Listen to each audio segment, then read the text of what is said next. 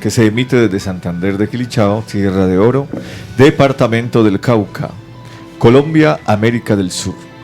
Este es un espacio de reflexión, de pensamiento, de conversación, donde la poesía, el arte y la cultura se hacen presentes todos los miércoles a las 7 de la noche.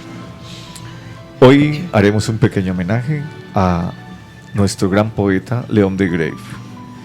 Solo seremos respetados cuando los artistas, los poetas, los soñadores, con un mundo mejor nos unamos y abandonemos ese individualismo a ultranza y la competencia que no tiene sentido, porque hay una competencia buena que nos hace crecer, por saber quién tiene más, sin todavía haber llegado a ser. La humildad y la sencillez nos hacen más grandes. Ese individualismo y esa competencia son dos columnas de ignominia, de deshonra, que sostienen este daño irreversible al medio ambiente, si no sintamos el calor de los últimos años. Ese daño irreversible, la ecología externa e interna, las buenas relaciones entre los seres humanos en este planeta azul, convertido en un mercado de conciencias y en el basurero de nuestra galaxia, en el cual tuvimos de todas maneras la fortuna de nacer, de crecer, de amar, de cantar, de componer, de gozar y de sufrir. Es nuestra responsabilidad histórica con las armas de la imaginación y la creatividad.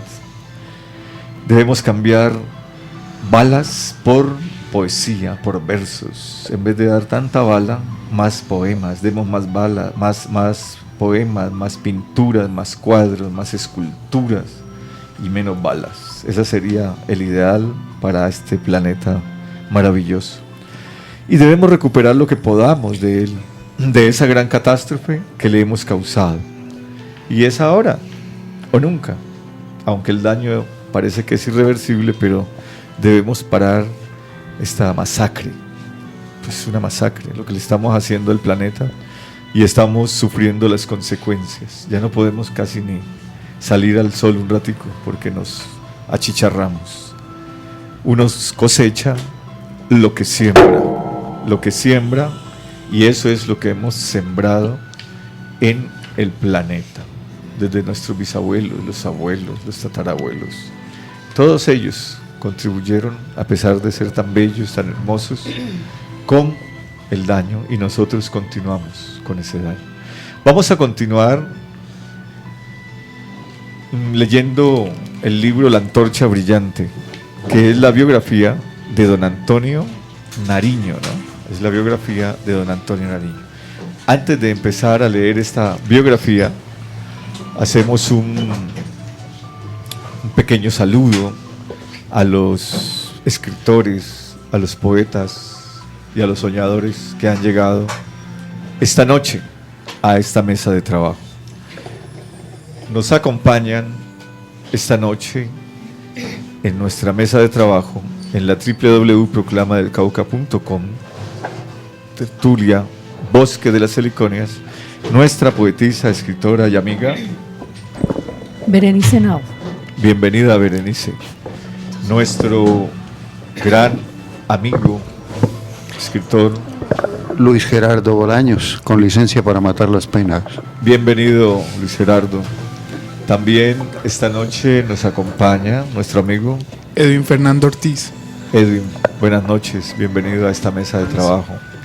Y nuestra Nobel poeta, estudiante del Colegio Instituto Técnico. Sí, señor. Karen Sofía Ortega. Karen Ortega, bienvenida, Karen. Para nosotros es una alegría que estén aquí esta noche. Y nuestro amigo Sergio Vanguero Jr. Sergio Vanguero Jr., alias Checho, el hijo del patriarca, quien de pronto está por llegar. Vamos a ver en qué aeropuerto se quedó. A veces hay aeropuertos que... Y también nuestro gran amigo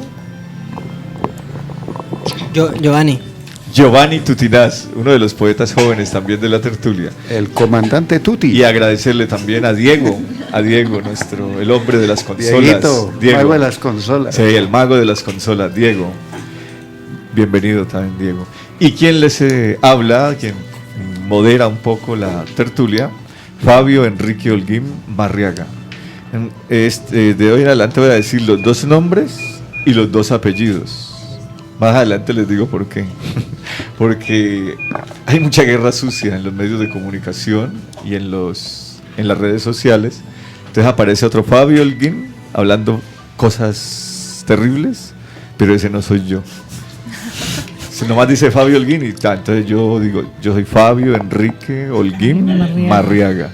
Claro, ya por allá me contaron que hay un intruso pegando pasquines y tirando pasquines al aire, diciendo lo que no es. A propósito, ese va a ser uno de los temas para la noche de hoy. Que, bueno, vamos a continuar con la lectura de la antorcha brillante. Sabemos que la mecánica es lectura a la limón. Cada uno de nosotros se lee un párrafo larguito o dos párrafos y así vamos rotándolo para que sea más amena la lectura, ¿no? Agradecer también a la familia Luna, a don Alfonso Luna y a su querida familia por habernos permitido también estar en su prestigiosa emisora. Bueno, vamos a empezar entonces con la historia de nuestro gran héroe Antonio Nariño. A propósito, pues, de todas estas conmemoraciones y de todas estas fiestas que se avecinan, ¿no? Todas estas fiestas que se avecinan. La noche de los pasquines. Ya sabemos que es un pasquín, entonces vamos a ver qué pasaba con Antonio Nariño.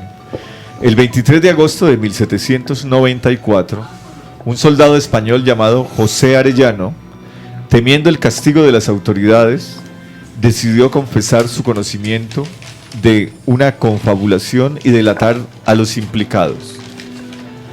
Habían aparecido en unas paredes de la calle, estratégicamente seleccionadas, unos papeles que decían cosas contra la monarquía y la religión.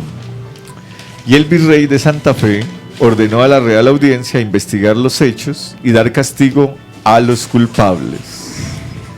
Dichos papeles anónimos, con expresiones satíricas, denominados pasquines, por Pasquino, el nombre de una estatua que estaba en Roma, donde fijaban carteles de ese tipo. De allá viene el pasquín, de Pasquino, el nombre de una estatua. Hacían una burla del estanco, que era la prohibición que reservaba exclusivamente las ventas de tabaco a la corona y que ya había encendido el movimiento comunero 12 años atrás. O sea que estamos hablando ya de los comuneros, ¿no? De los comuneros. Sobre los estancos y la prohibición de venta del tabaco para los particulares, solamente podían vender ese tabaco al Estado. Por esta razón, los papeles fueron considerados una invitación a la sedición contra el gobierno y la tranquilidad pública, y fueron los que dieron inicio a las desgracias de Nariño, de don Antonio Nariño, ¿no? Arellano, que era amigo de uno de los autores de los pasquines, corrió a escribirle al virrey Espeleta para darle noticia de lo que algunos sujetos de esta capital han tramado en deservicio del rey. Según Arellano, lo hizo porque solo hasta ese momento, 8 días después de aparecidos, entendía de qué se trataba y cuál era el fin de los pasquines, y también porque no quería que creyeran que él pensaba como los autores. Decía además que ser español, fiel y buen vasallo y soldado de las milicias reales, lo obligaba a delatarse ante el virrey y a dar declaraciones. En estas dejó dicho que Luis Gómez, Pablo Uribe y José María Durán habían puesto los pasquines, o sea que sopló, habían puesto los pasquines en las esquinas y que Antonio Nariño, junto con otros cuantos, habían ofrecido poner plata y proporcionar gente para ese propósito. O sea que los delatores, como los que le estaba contando al principio, han existido desde toda la historia de la humanidad, desde la época de Jesús, de Buda, de toda esta gente habían delatores. ¿Se acuerdan de Judas? Bueno.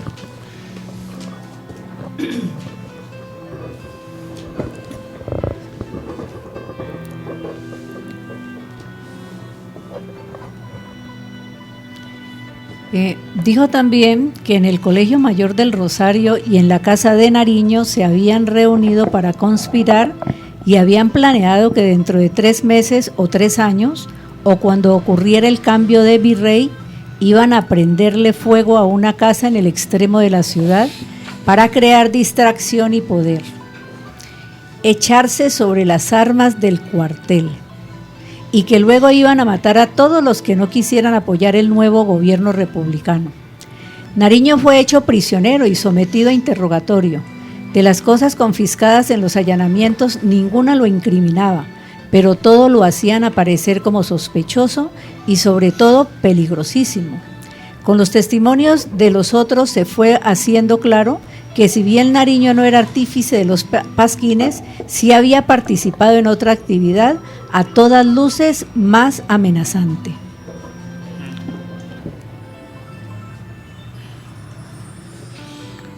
Por ese lado se está salvando.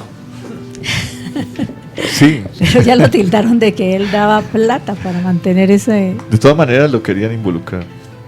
Ajá.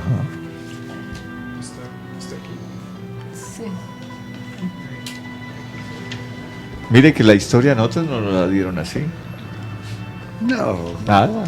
Nos dijeron Antonio Nariño fue preso 2, 3 veces y hágale. Y los héroes eran los realistas, los españoles. Y hoy día menos. No, claro. Hoy día menos. Bueno. Nada de lo que enseñan. El virrey de Santa Fe, alarmado, envió circulares de aviso al presidente de la audiencia de Quito, a los gobernadores de las provincias, a los corregidores del virreinato del Nuevo Reino de Granada y a los jefes de las provincias dependientes e inmediatas del mismo. También envió un oficio a los superiores de las comunidades religiosas con el fin de que los sermones de los domingos los sacerdotes explicaran los deberes de fidelidad al que estaban obligados los vasallos del rey y la obediencia que les debían a sus jefes inmediatos. Decía en el oficio del virrey que como quiera que esta clase de papeles decidiosos anuncian por lo menos un ánimo corrompido, es natural creer que las ideas justas de vasaje,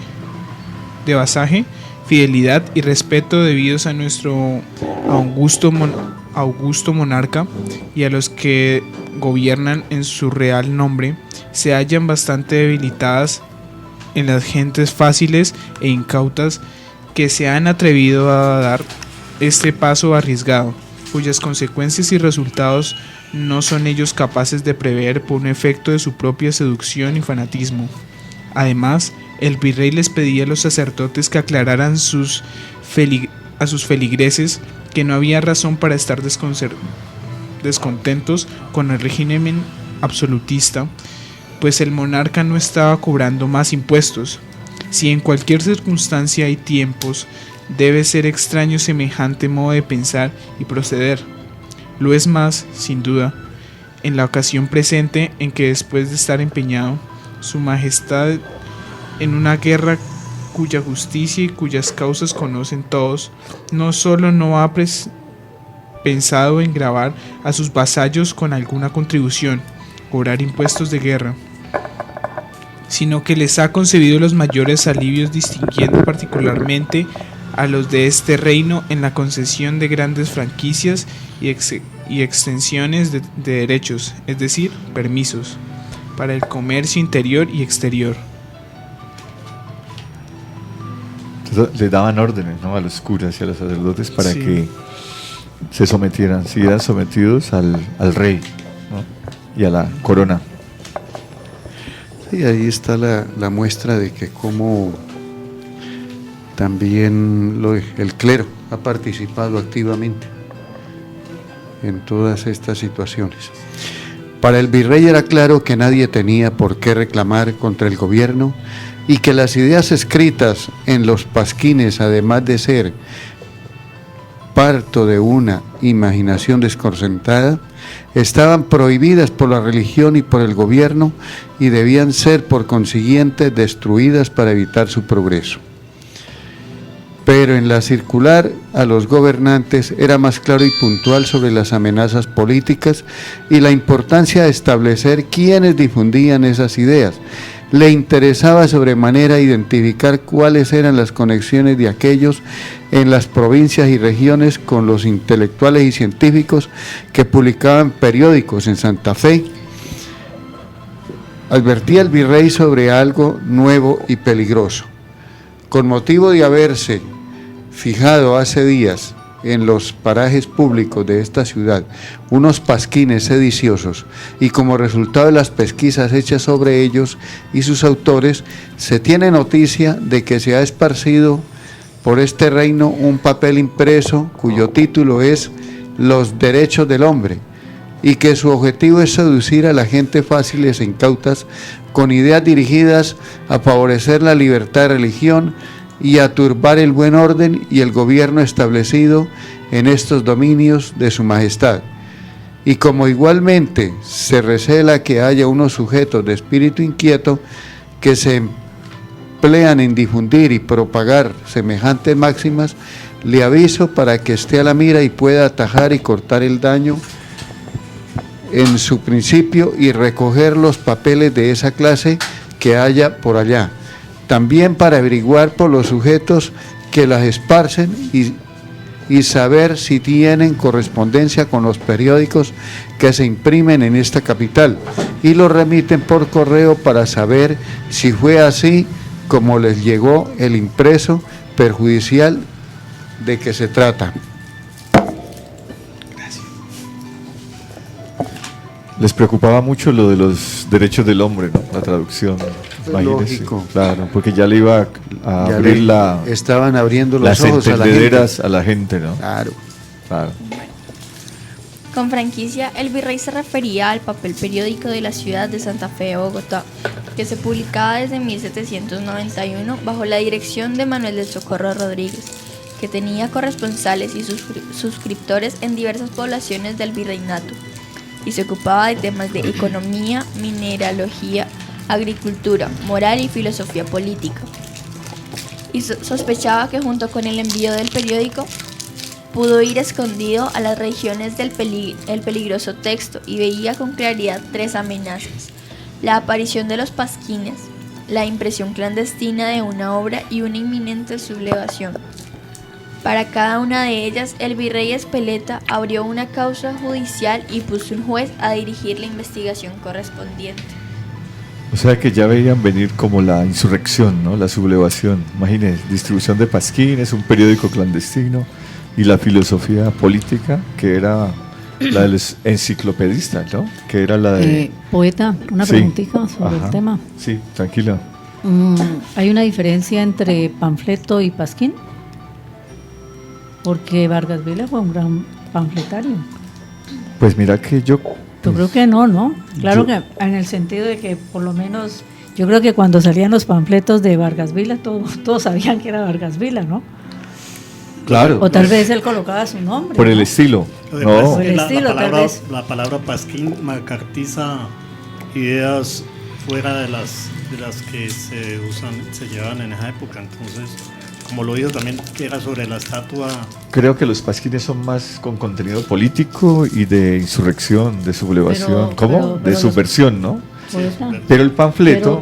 Pero los no, pero el panfletos- panfleto. Espérate, el panfleto, por ejemplo, en la Cuba, de la revolución, en la Revolución Cubana, los poetas pues escribían poesía normal, tercetos, cuartetos, estetos. Pero cuando hay una coyuntura revolucionaria, les es permitido a esos artistas escribir panfletos, poesía panfletaria, que es de arenga a la causa que están buscando, o derribar a Batista, que era en Cuba, ¿no? Por ejemplo, o en una dictadura de derecha también, o de izquierda, no sé. Porque yo, la idea que tengo Sí. es, digamos, tenemos una diferencia en eso, ¿no? La parte panfletaria que manejó Vargas Vila, siendo un escritor, porque el poeta no fue un escritor, ¿no? En un sentido literario diferente. Aunque Y se pero, dice pero, que- pero Vargas Vila, por la parte panfletaria, precisamente Vargas Vila tuvo que salir del país porque si no el gobierno lo sacaba. Así de sencillo, porque fue durísimo, pero durísimo con la causa y era una causa política, abierta pues. En ese sentido, sí. Sí, él fue abierto, él fue de esta es la verdad es decir, nos echó para atrás y inclusive otros países Sí. lo admiraron en ese sentido a él. Dicen otros que todo buen escritor que maneje la retórica y las normas del buen escribir es un poeta. El arte de la poética es el arte de escribir bien. O sea que en esos términos todos somos poetas si manejamos bien las normas y las reglas de la escritura, de la lectura Sí, la y la prosa. escritura. Yo eso en un taller que nos No, en no, un no, taller y es que nos la dieron- prosa en realidad por es eso, en un taller que nos dio está un catalogada. señor Carvajal, Claro. nos hablaba de Aristóteles, nos hablaba de Platón, nos hablaba de todo eso.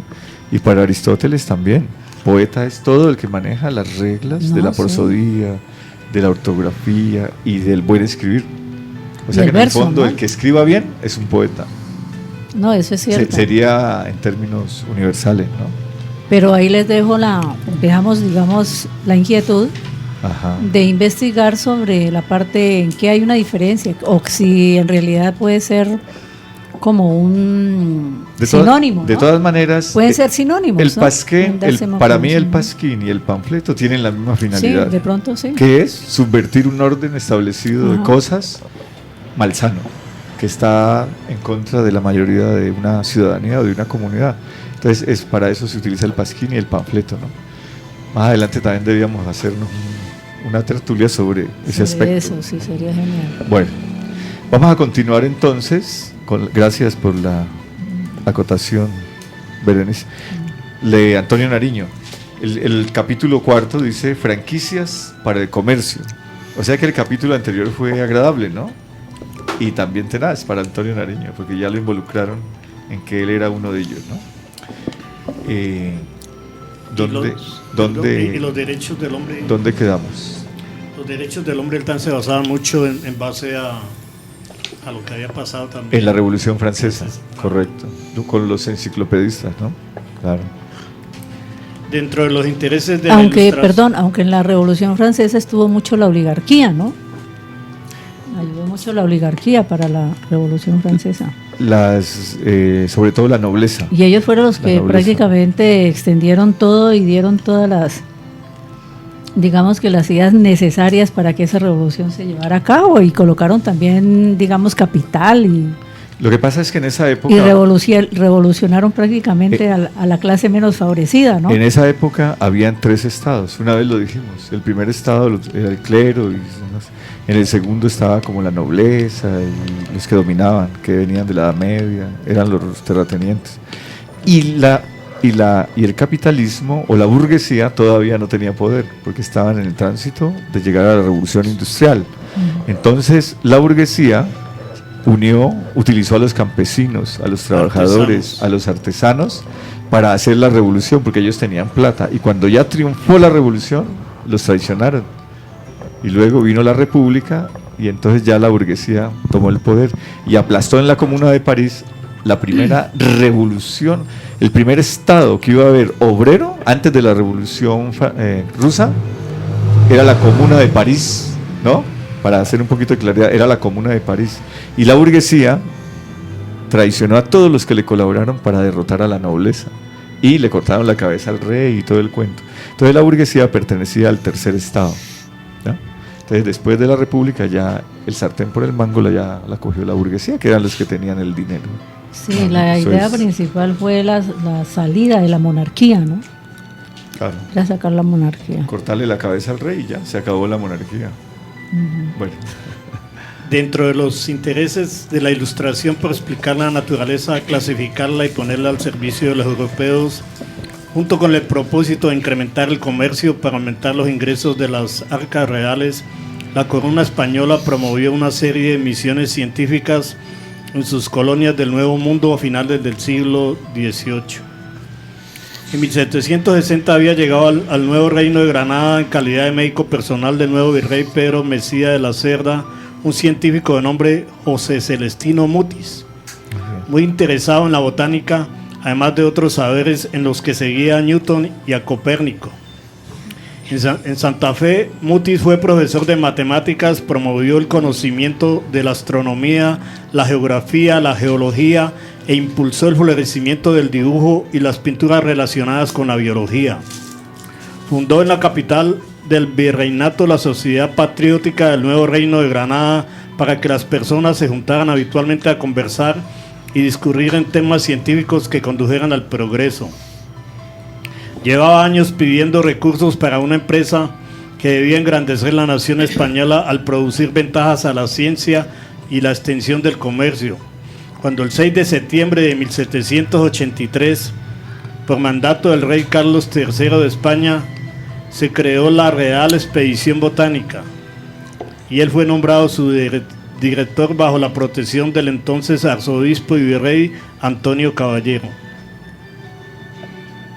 Miren cómo esa sociedad patriótica de la Nueva Granada, esa era una tertulia. Eran las famosas tertulias en las cuales se empezó a cocinar la independencia, ¿no? En esas tertulias. Y luego Caldas le fundó otra, y Torres fundó otra, y todos, Nariño también fundó una. Y luego al final todas esas tertulias estaban enfocadas hacia la liberación de América, ¿no? De España. Digamos que se reunían los mejores pensadores, ¿no? Los grandes pensadores de esa época a tratar de... Los intelectuales de la época. Sí. Ajá. Mutis, siendo científico de la Ilustración, se ordenó sacerdote, lo que en apariencia sería una contradicción de acuerdo con las ideas de Kant. Sin embargo, esto se ajustaba a la realidad católica española, pues además del poder político y social que esto le deparaba, él hizo parte de un vasto grupo de pensadores europeos de entonces que se empeñaron en hacer de cada descubrimiento científico una prueba de la existencia del creador de la naturaleza. Entre los mayores logros de la expedición botánica, además del acervo artístico con la descripción pictórica de los animales y las plantas que dejó inédito, está la promoción de especies como la canela americana, el té de Bogotá y la quinta del Nuevo Reino. Con la primera dos se buscaba abaratar los costos de su importación desde Asia a la península ibérica, y con la tercera aprovechar su extensa demanda como medicamento contra las fiebres y el paludismo.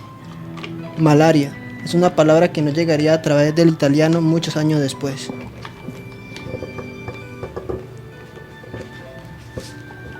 Ya empezó a investigar, ¿no? Sobre las plantas y la utilización de las propiedades, ¿no? Maestro de las plantas. Y qué tal, ¿no? Un científico y se hizo sacerdote. Eso no está en contradicción. Los grandes monjes y grandes monjas se dedicaron al estudio de la botánica, de la mineralogía, porque tenían más tiempo en esos monasterios.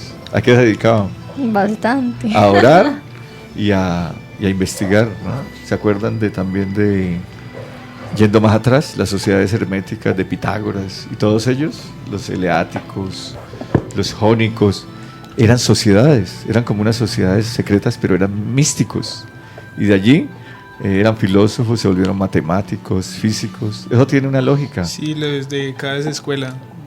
Cada escuela filosófica, y eran como si fueran unas sociedades secretas cada uno, ¿no? Y habían luchas entre ellos, pero ideológicas, ¿no? Sí. De pensamiento. Pero es agradable, los ¿no? antiaristotélicos, Correcto. Antinaturalistas, Correcto. idealistas, materialistas. Ajá. Y que el principio de todo es el agua, y el otro decía, no, Sí. es el aire. No, Cada es uno el encontró apego. un principio distinto para todo.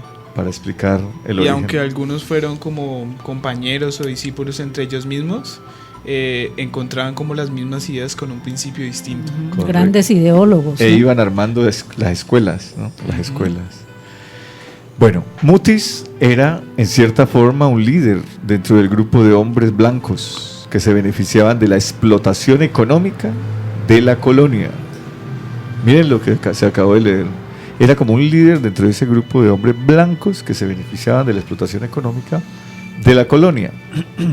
Entre estos estaba también Antonio Nariño, quien seguía las iniciativas del científico en la necesidad de crear grupos de estudio. Nariño estaba en el grupo de blancos porque también era blanquito, pero tenía otra finalidad, crear grupos de estudio. Por eso es que uno nunca debe juzgar a primera vista cuando alguien dice pertenecer a cierto grupo, Sí. a cierto movimiento. No, uno no sabe. Porque uno no sabe cuáles son las Uno ideas no por las sabe. cuales está ahí. Uno no sabe cuáles son sus metas y sus proyectos y si va a utilizar ese grupo para proyectarse y llegar a unas instancias más altas y poder hacer una buena investigación, ¿no? ¿Ya? Entonces dice, sentía la necesidad de crear grupos de estudio, explotar productos naturales y experimentar en medicina, como lo hiciera él con la vacuna de la viruela. Miren, Nariño también le hizo eso, más o menos investigó sobre la viruela. 6 años antes de los hechos de los Pasquines, en 1788, Nariño fue elegido alcalde de Boto en Santa Fe. ¿De voto? Alcalde de Boto en Santa Fe. Y le escribió a Mutis para comunicarle este hecho, junto con los avances que hacía en los temas de botánica y zoología. Nariño se iba a encargar del ensayo de traer nopales de México e implantarlos en el nuevo reino, y quería tener en casa una especie de tertulia o junta de amigos de genio, que fuésemos adelantando algunas ideas que con el tiempo pudieran ser de utilidad, lo que estábamos hablando ahora. Crear unas especies de tertulia, grupos de estudio para adelantar algunas ideas que con el tiempo pudieran servir de algo. Pero con el nuevo cargo, ambas ideas se vieron pospuestas, claro, ya tenía menos tiempo. En cambio, comunicaba el éxito que tenía con la seda que estaban produciendo sus gusanos y le enviaba a su mentor una madeja de muestra, aunque esta no era del mejor color, debido a que por el momento cuidaban más a los gusanos que a la seda. Qué chévere, ¿no? Sí. Como era un naturalista, se preocupó más por los gusanitos, por los animales, que por la seda. Que estuvieran bien. Claro. Él no estaba mirando mucho la... Es decir, eso es una industria, ¿no? Pero él no estaba mirando esa parte, estaba mirando era que el origen no se fuera a perder. Un poeta dirigiendo cosas empresariales, ¿no? Pues defiende los animales. De igual Que forma, la esencia, ¿no? Nariño estaba experimentando con la uvilla y produciendo té. De este último reportaba tener enfardeladas y a tiro de cargar 48 cargas del Bogotá de Chinga, bien limpio y bueno, aunque no tenía con quién enviarlo. Pero ahí no dicen cuáles son los conejillos de India cuando están comenzando a utilizar las plantas como para propiedades medicinales, ¿no? O sea, tiene que haber habido unos testigos, ¿en qué población humana hicieron esos O sea que ensayos? estás hablando de la experimentación. Sí, Pues me imagino que algunas tribus indígenas, ¿no? exacto. Me Porque yo- imagino. Porque ese conocimiento lo tenían los indígenas. Exactamente. Ajá, ese conocimiento lo tenían ellos. Correcto. En diciembre de 1792, Antonio Nariño, de 27 años, solicitó franquicia para extraer 3.000 arrobas de quina de los montes de Fusagasugá y enviarlas a España. El gobierno había suspendido la producción de quina bajo la pena de 500 pesos, pues la cortaban y almacenaban de tal manera que su baja calidad la estaba dejando sin demanda en la península. Ante dicha situación, le pidieron un concepto a Mutis, quien en octubre de 1793 escribió al virrey en respuesta. Mutis reprodujo algunas de las ideas que ya había publicado en el papel periódico de Santa Fe y solicitó al gobierno conceder algunas licencias a los que intentan hacer a su costo una tentativa de comercio no poco arriesgada, debido, entre paréntesis, al infeliz concepto que le merece al comercio de Cádiz toda quina de este reino. En esa época no había Invima todavía. No había. Ajá. Mutis advertía sobre la importancia de aprovechar tanto las cañas delgadas como las gruesas, y en especial las cortezas no solo de las especies roja, amarilla y blanca, sino en la rara y exquisita naranjada, de la que se proclamaba descubridor. Me fue preciso, escribió, darla a conocer con el nombre de tunita. Por sus intereses económicos en el producto y por su vanidad de científico, Mutis la igualaba a la afamada y bien vendida quina del Perú, siendo pues esta la naranjada, la estimadísima quina primitiva, agotada por las mismas causadas en las provincias de Loja. Se debería cuidar aquí con la mayor vigilancia, conservando en nuestros montes esta rarísima producción.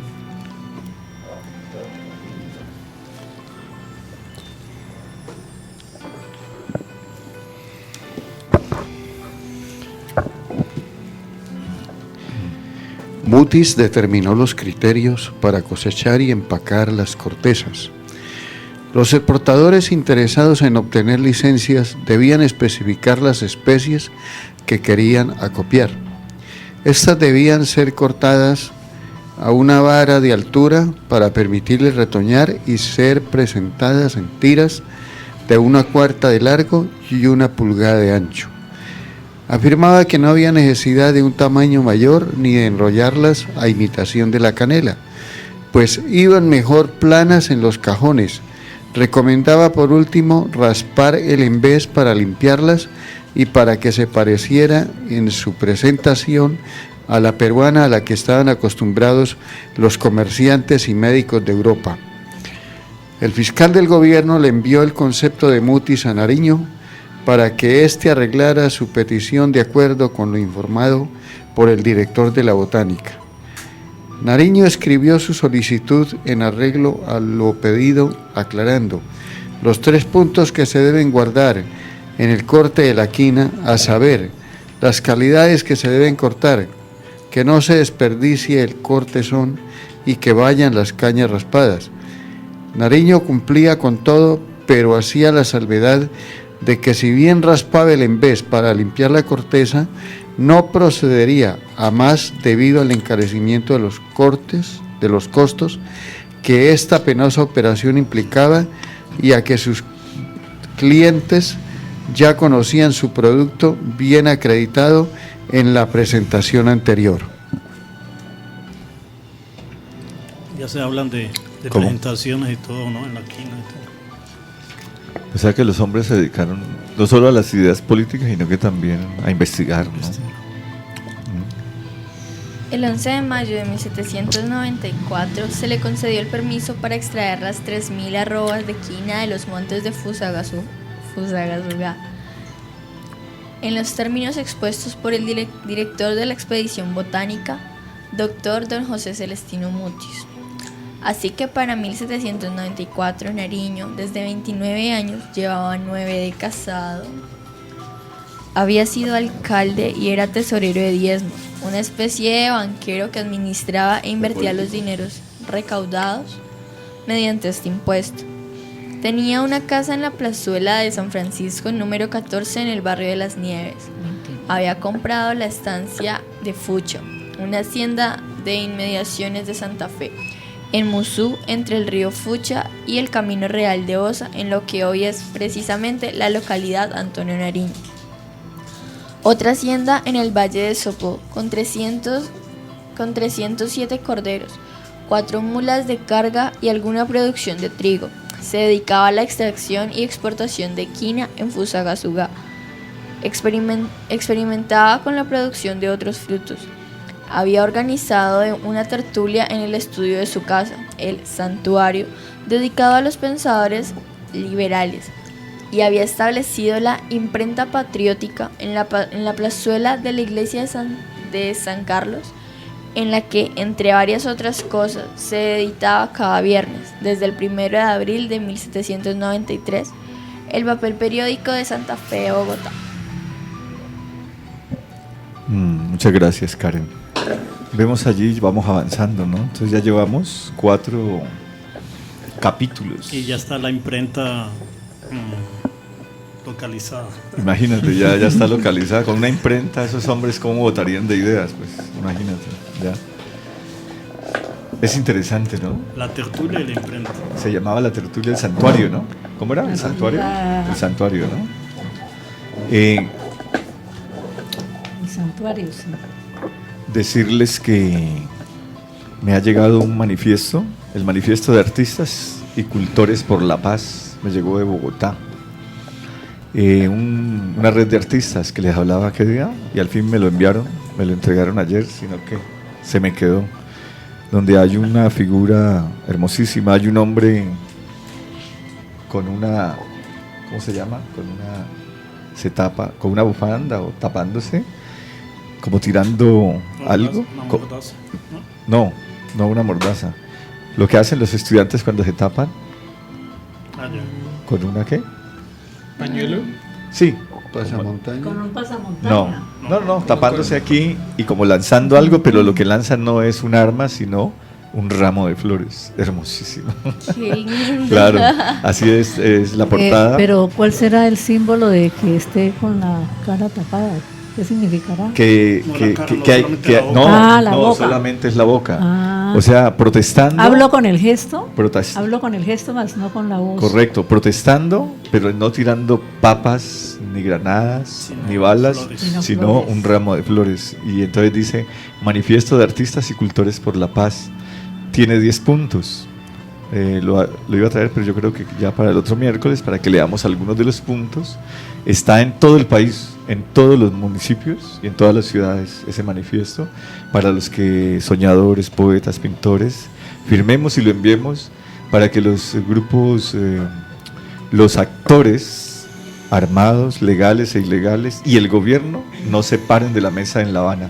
Es como más o menos y me parece muy bien, que sigan, hermano, porque nosotros necesitamos es vivir en paz y estar tranquilos, y que nuestros hijos y nuestros nietos puedan vivir en paz, porque nosotros nosotros no hemos podido, ni nuestros abuelos, ni nuestros padres, y nosotros tampoco. Nosotros somos hijos de la guerra también. El patriarca, ¿Ya? el patriarca, tu padre, Sí. tiene una poesía lindísima sobre, no sé si es que son las rosas rojas o las flores rojas. No, sí, él no sé si será de él o de pronto Él lo declama. Sí. la está declamando, interpretándola. Pero es bellísima y se relaciona también con eso, ¿no? En vez de las armas, las flores. Correcto. Ah, ya, sí. Lindo, sí. En Sí, Bo- creo que es de él. Sí, entonces Buena ese novela. manifiesto es para que lo vamos leyendo y para que lo vamos firmando, porque hay que enviarlo luego a Bogotá. Ojalá así fueran los admiradores de hoy en día. Claro. Ojalá. Bellísimo. Si hubiera más políticos que supieran de poesía y más poetas que entendieran de política, el mundo sería un lugar un poco mejor para vivir en el John F. Kennedy. Totalmente. Ah, hermoso, ¿sí o no? Sí, Si hubiera más políticos que supieran de poesía, claro, serían más humanos. Y más poetas que entendieran de política, el mundo sería un lugar un poco mejor para vivir en él. Bueno, a propósito de esto, saludos de Luis Felipe Chávez, de Popayán. Me llamó y me dijo que cómo iba esa campaña artística y cultural de nosotros, ¿no? Porque de todas maneras, como todos saben, ya se puede hablar de esto, soy candidato, ¿no?, de los laicos evangelizados y también de los artistas y los poetas al Consejo Municipal. Antes no lo podía decir, ya dijeron que podía decirlo y me dieron un aval, un partido nos dio un aval, el Partido Liberal, y el número es el 3 al Consejo, Fabio Enrique Holguín Marriaga, no el otro Fabio Holguín que anda por allí metiendo pasquines y metiendo dinamita a las cosas, sí, a las cosas, ¿no? Entonces sí, hay que desenmascarar a todos esos payasos que andan hablando de uno. y hablando y tergiversando las cosas, ¿no? Entonces, de aquí en adelante hasta el 25, de vez en cuando hablamos de nuestro movimiento, porque es un movimiento, ¿sí? Es un movimiento artístico, literario y tiene política, porque pues el hombre es un animal político por naturaleza, ¿no? Para hacer del mundo un lugar mejor. Pero así como decía Kennedy, ¿cierto? Un mundo mejor, sin engaño y sin corruptela y sin Hay trapisonda, un filósofo, ¿no? que no me acuerdo Ajá. en este momento, que afirma exactamente eso, ¿no? Que el hombre es un animal político. Platón, creo que es Platón. Dice, el Creo. hombre es un animal político por naturaleza, ¿no? Buenas noches, poeta Fabio Arevalo, también acaba de llegar. Bueno, hoy le vamos a hacer un homenaje a un gran hombre, a un gran poeta, a León de Grave.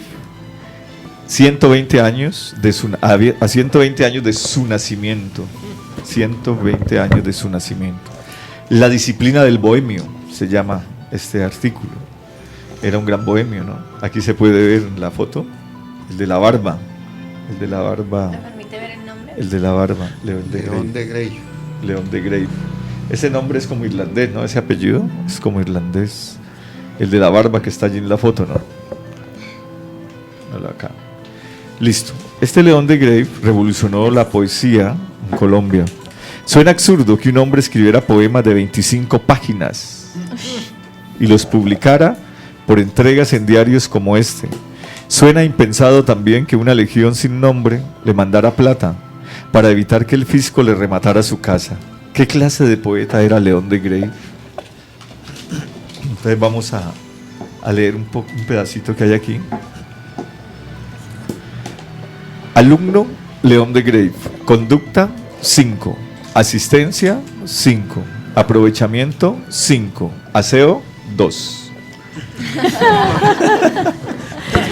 Ay, Notas del poeta Científico. cuando tenía 9 años. Mi compañero le hace competencia a León de Grave, ¿no? ay, no, duro eso. No sé por qué le tira flechas a su amigo. Ah, ¿por qué le tira Ay. flechas? Hay una Duro. competencia de la barba. Sí, es la competencia de la barba, ¿cierto? Es algo así, algo así. Programa de la zona. Cuénteme.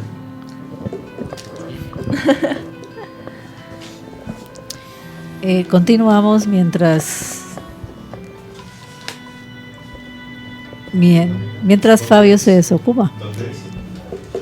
Dice, alumno León de Grave, conducta 5, asistencia 5, aprovechamiento 5, aseo 2. Y aquí fue donde se vino la polémica. Bueno, notas del poeta cuando tenía 9 años. Notas del poeta, 9 años. Los amigos de León de Grave decían que dormía con la ropa puesta. Decían además que los trajes nuevos los mandaba bajar. El poeta solía llevar boina, corbata, pantalones holgados, un cigarrillo. Ese uniforme lo portaba en el trabajo o en las noches humeantes de Bohemia o en los potreros que improvisaban canchas de fútbol. En una fotografía tomada por Jorge Arias de Grey en 1950, se le ve en pleno cotejo con los pantalones remangados y un piel roja colgando de los labios resecos. Pero entonces comenzó a jumbar muy joven, entonces. Imagínate. 9 años. Comenzó a jumbar por ahí, si hablan de los 9 años, entonces empezó. Él sí fumaba mucho. Y bebía, mantenida de fonda en fonda, como era un antioqueño. Dice, en su casa del barrio Santa Fe, en Bogotá, no había murallas de libros, había millares de ejemplares desperdigados por el suelo. Cualquier parecido con la realidad es pura coincidencia. Por estantes o tiesos en la nevera. Uy. Cuando salía de lo que él llamaba el cuarto del búho, así le llamaba, cargaba una botellita de Coca-Cola con aguardiente en su interior. Sus contertulios contaban que a pesar de las borracheras olímpicas, no daba espectáculos. A casa regresaba con besos estampados en el cuello de la camisa. Se parece al patriarca que no ha Enamorado llegado. el hombre. Se parece al patriarca que no ha llegado. Sí. Francisco León de Graves, Medellín, 1895, Bogotá, 1976. Mire, hasta 1976. 81 años. Era todo eso, pero lejos estuvo de ser un vagabundo de oficio. El poeta estaba convencido, como también lo estaba una porción de su círculo, de estar en el mundo paralizado por la pereza. Aún así fue diplomático, auditor, estadista, profesor y cofundador de la Radiodifusora Nacional de Colombia. No era cualquier pintado en la pared. ¿Ah? Se decía noctámbulo, aunque durante 40 años cumplió el horario de cualquier asalariado. Dejó 5.000 páginas de poemas. Sí que nos falta por escribir. De los hábitos laborales de los paisas, escribió los hábitos laborales de los paisas, gran tráfico en el mercado de la plaza, chismes, catolicismo y una total inopia en los cerebros. Cual si todo se fincara en la riqueza, en menjurjes bursátiles y en un mayor volumen de la panza. No, era un gocetas, ¿no? A finales del siglo XIX y comienzos del XX, el culto al modernismo, a la elegancia del lenguaje, se expandía por el mundo. A su vez brotaba el vanguardismo, la insolencia de hacer lo que viniera en gana. De Graeff no fue embajador de lo uno ni de lo otro. Puede haber en sus versos rastros de la sutileza de Góngora o de la actitud de Quevedo. Sin embargo, no es el producto de ambos. De Graeff parecía depender del qué y del para quién. Si se trataba de cantarle al mar, por ejemplo, echaba mano de palabras muertas del castellano o incluso las inventaba. Sus resonantes trombas, sus silencios, yo nunca pude oír, sus cóleras ciclópeas, sus quejas o sus signos, ni su mutismo impávido cuando argentos y oros de los soles y lunas, como perennes lloros, diluyen sus riquezas por el glauco zafir.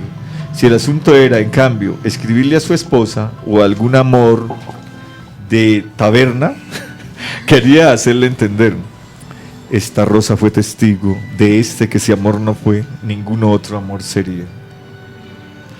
El 18 de enero del 2014, Moxinifadas de Gaspar, un grupo de investigadores y artistas con Hernando Cabarcas a la cabeza, desenterró entre basura y botellas viejas un archivo inédito del poeta.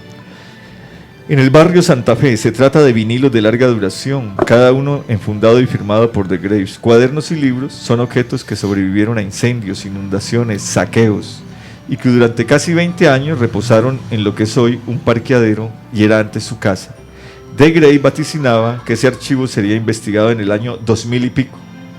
Ahora, cumplida la predicción, ¿quién palpa los hallazgos? Interesante. Era interesante, ¿no?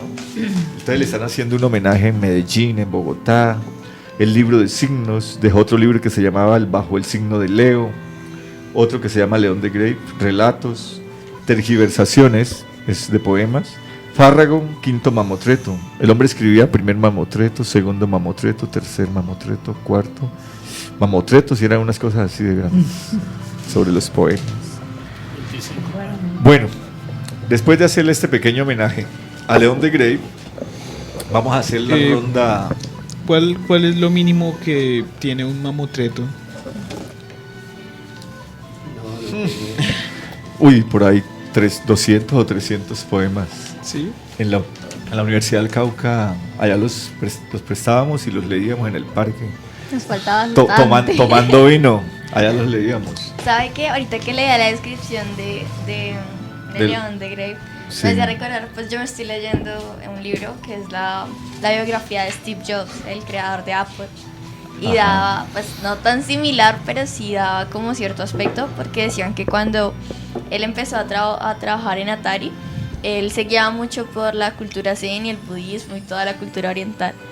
Entonces él comía solamente frutas y verduras. Ya. Y él creía en estar ensimismado, que eso le prevenía del olor, del mal aliento y de los olores que se daban cuando no se baña. Entonces Ajá. él iba a trabajar así, pues porque no se bañaba frecuentemente. Entonces era, o sea, los compañeros se quejaban mucho de él por el olor que él no que sentía. expedía, claro.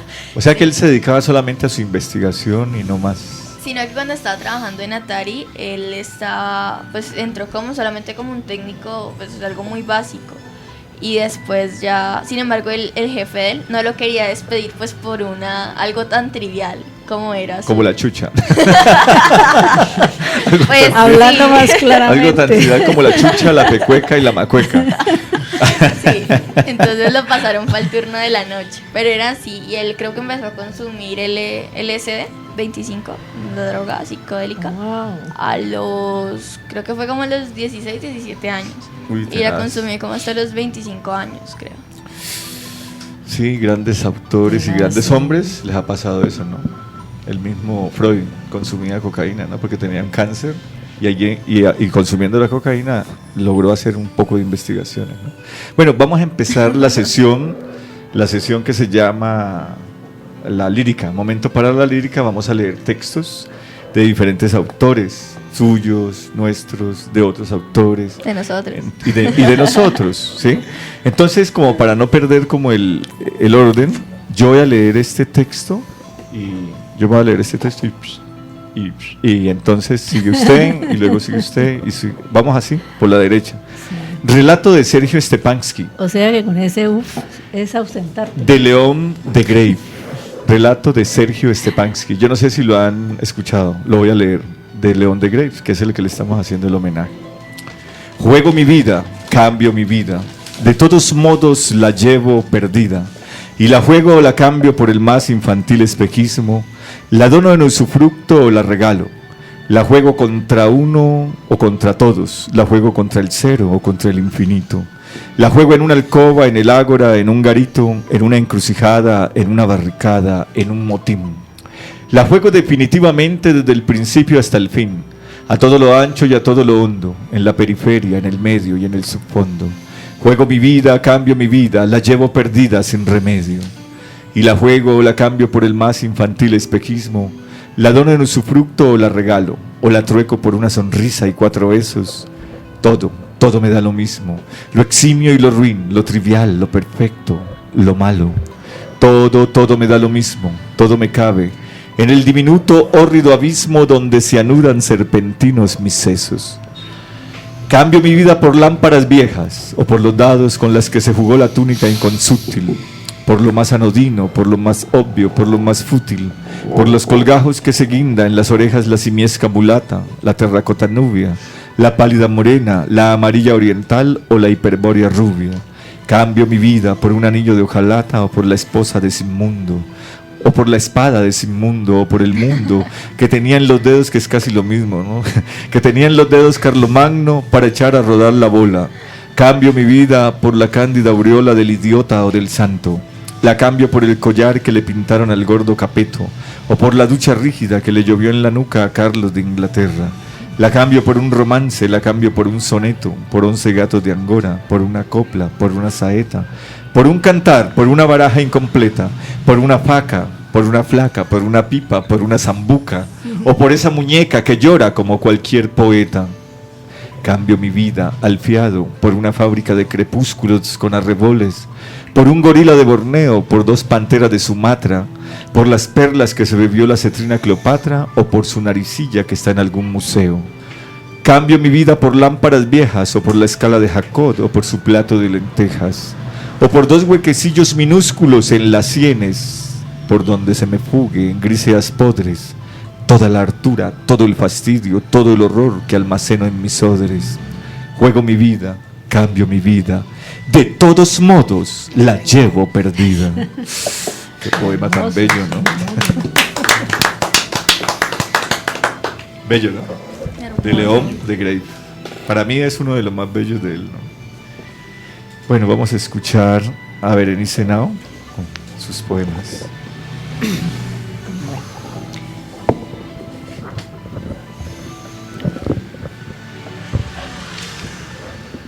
Entre 2 puntos y comas. ¿Cómo está?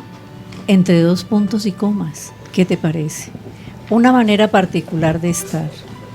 Imagínala cuando caminas, cuando llegan los recuerdos, cuando se te hace agua la boca por algo o por alguien, cuando entras y solo encuentras soledad, cuando la lluvia cae por tu cuerpo vencido ya, cuando el aire se enrarece, cuando un triste aliento se lanza a protegerte, cuando el cuerpo se estremece por las caricias que florecen, cuando una lágrima asoma y haces del silencio un cómplice, cuando las limitantes en el olvido se pierden y tú las buscas para deshacerlas, cuando ansías la libertad y no la tienes, porque las limitantes llegan, porque están entre este tiempo y este espacio asfixiador, abrumador, porque la libertad aquí no está, no es limitante, es pensamiento, y en él está la libertad. Y el pensamiento, vuela en la libertad, en la eternidad. Algo así es, estar entre dos puntos y comas. El silencio nos llegó. Tu silencio en mi silencio avanzó, se empoderó. ¿Qué pasó? Namaste. Un saludo desde el corazón.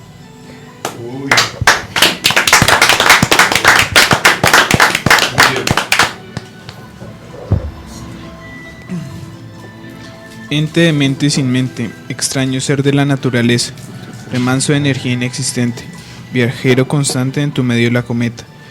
Te hallas entre globos liberados sin intención por un niño inocente con deseos de volar, maravillado de la gravedad, una ley considerada natural, mas no estrictamente esencial. Ente, con la gracia de un gato gris y la astucia de un gato negro con sombrero, tomadme como tu aprendiz para llegar a ser el próximo revolucionario e innovador en un mundo lleno de sabor. Ente, espero que jamás dejes de ser demente y proyectante de las visiones de tu mente.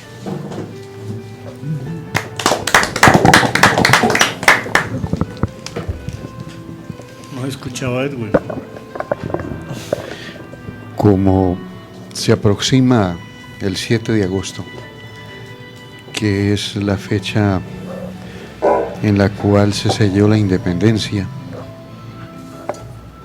del nuevo reino de Granada, he traído un texto que nos narra un poco de esto y con algo más de profundidad, no la historieta vacía que nos han enseñado en escuelas y colegios y que ya hoy día ni la enseñan. Más triste todavía. Traigo estos apuntes sobre la batalla de Boyacá, una de las batallas decisivas en la guerra de independencia de América del Sur. Garantizó el éxito de la campaña libertadora en Nueva Granada. Fue el 7 de agosto de 1819 en el cruce del río Teatinos, así se llama el río que pasa bajo el puente de Boyacá, en inmediaciones de la ciudad de Tunja. La batalla se salda con la rendición en masa de la división realista y fue el fin de 77 días de campaña iniciada en Venezuela por el libertador Simón Bolívar para independizar el virreinato de Nueva Granada. He aquí cómo estaban conformados los ejércitos.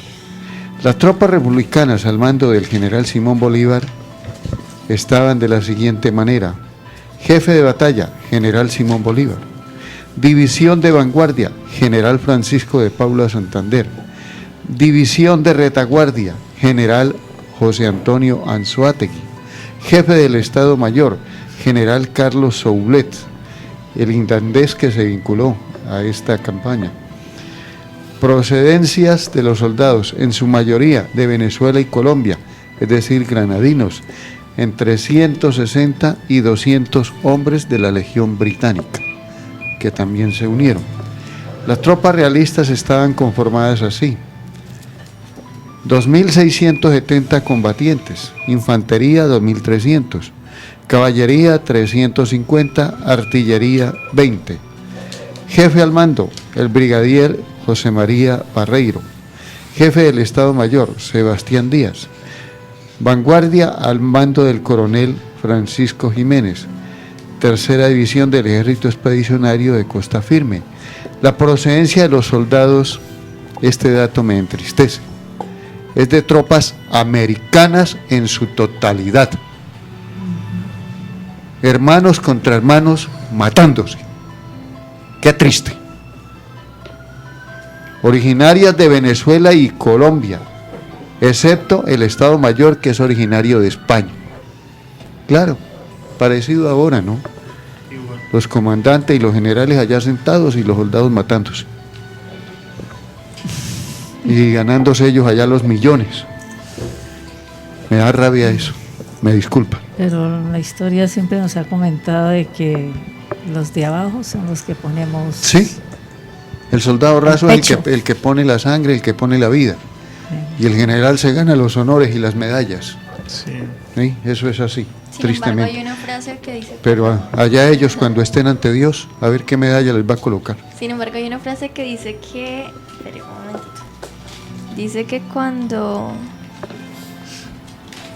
los de abajo se levantan, Ah, sí, hermoso. los de arriba tiemblan, creo Claro. que es. Sí, es Cuando cierto. los de abajo se levantan, los de arriba tiemblan. Ujú. Claro, porque si los... Que si Eso todos siempre ha tuvieran- provocado, ¿no? Por eso, hablando de precisamente de lo que sucedió en Francia, el poder económico, que prácticamente era la oligarquía de la cual yo hablé y que luego él hizo, cuáles eran, digamos, el grupo, ¿no? El grupo que iba conformando esta oligarquía. Ellos tuvieron que mover, ¿qué movieron? Pues precisamente el pueblo, a los de abajo, para poder que se diera esa connotación que se dio. Totalmente. Bueno, el sábado 7 de agosto, día sábado, ¿sí? En la mañana, el ejército realista desde Motavita inició su desplazamiento hacia Santa Fe, Bogotá. Su objetivo era llegar a la capital para unir sus fuerzas con las del virrey Sámano y organizar un frente militar contra Bolívar y el Ejército Libertador. Escogieron la vía por el puente de Boyacá en el Camino Real, con dirección a la capital del virreinato. Advertido de este movimiento, Bolívar ordenó la marcha de su ejército también hacia el puente de Boyacá, dispuesto a tomarlo para impedir a Barreiro su desplazamiento hacia la capital neogranadina. Las dos fuerzas se encontraron en el campo de Boyacá. El Ejército Libertador estaba conformado por 2.850 combatientes al mando del general Simón Bolívar. La vanguardia patriota, comandada por Francisco de Paula Santander, la retaguardia por el general José Antonio Anzoátegui y el general Carlos Soublet era jefe del Estado Mayor. Las tropas estaban compuestas por venezolanos, granadinos y algunos grupos extranjeros, como la Legión Británica. Sus integrantes eran, que estos eran los que le ponían el pecho a la bala y al machete que les boleaban allí, criollos, mestizos, mulatos, zambos, negros e indígenas, generalmente gentes pobres, escasas de alimentos y vestidos, considerados por las autoridades realistas como insurgentes. El ejército tuvo mucho apoyo popular de los granadinos y en especial de los campesinos de Tunja. Por su parte, el ejército realista estaba conformado íntegramente por tropas americanas, unos 2.670 soldados. ¿De qué treta se valieron para reunirlos? De los cuales 2.300 eran de infantería, 350 de caballería y 20 de artillería. Este pertenecía a la tercera división del ejército expedicionario creado en Nueva Granada.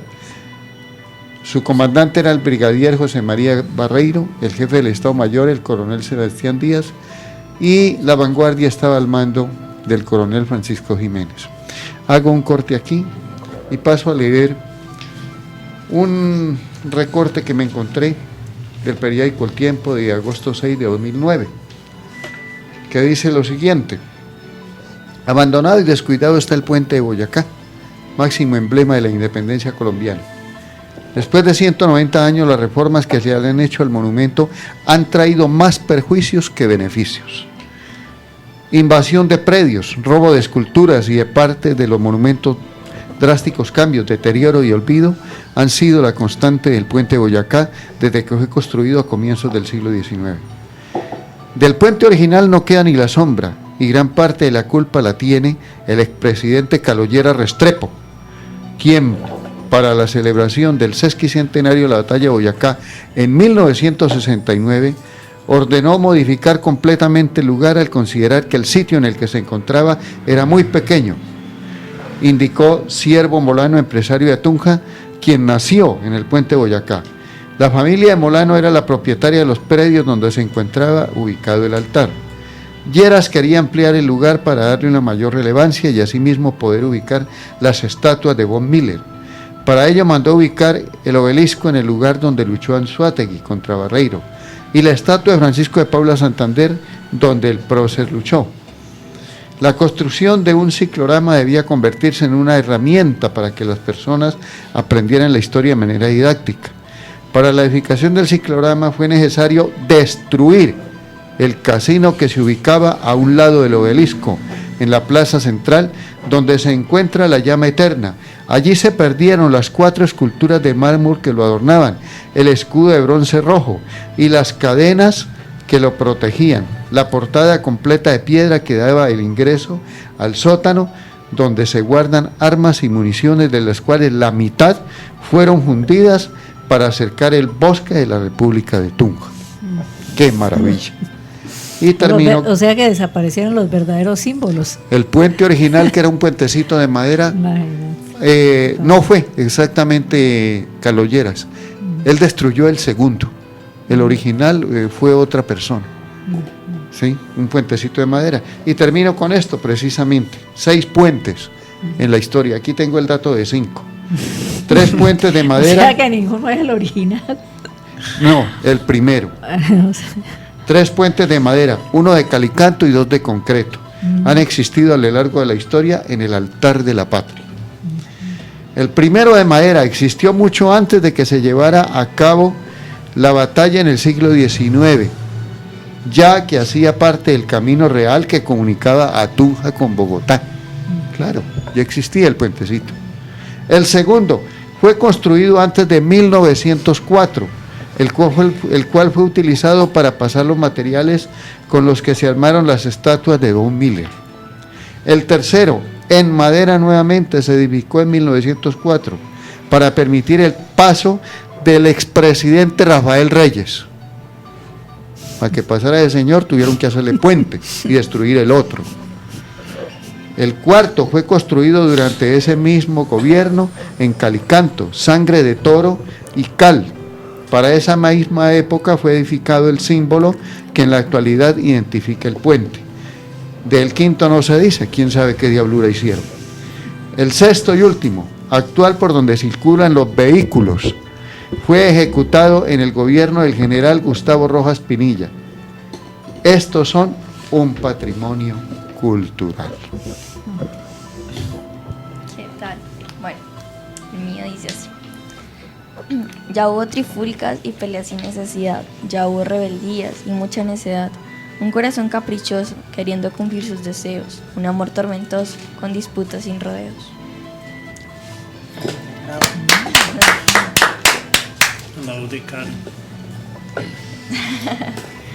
Este es de un poeta cartagüeño, Carlos Gilberto Giraldo. Se llama La mirada del águila. Tu mirada de diosa, diosa de las montañas, que cruzas el cielo con gran esplendor. Ves a lo lejos lo que no puedo ver y tu ojo perlado me muestra a la lejanía un bello atardecer. El sol está enojado porque conquistas sus cielos y usas los rumores de viento para poderte guiar. En la cima de la montaña tus polluelos te esperan y con tu sentimiento materno tú los anhelas. Pero buscas una presa para ellos alimentar y con tu ágil mirada sé que lo vas a lograr.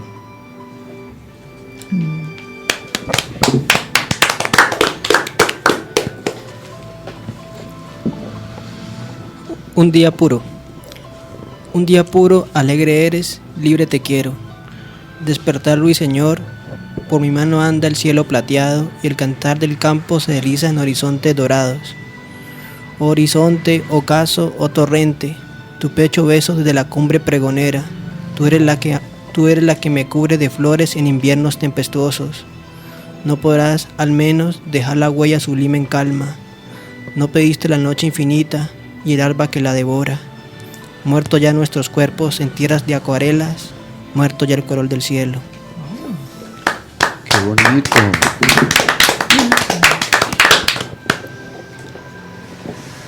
Bueno, ya escuchamos lo del puente de Boyacá de su compañero. Voy a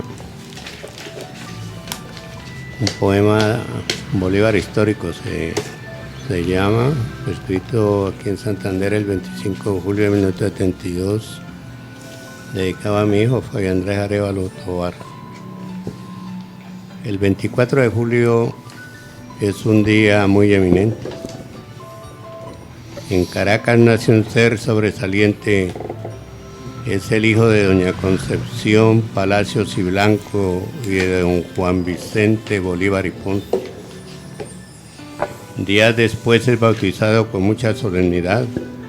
La alegría entre parientes y amigos que al visitar hacen una fiesta alegre con carácter familiar su nombre, Simón José Antonio de la Santísima Trinidad. El trajín de servidumbre es colmado por doquier y sobresale entre todos una negra inteligente.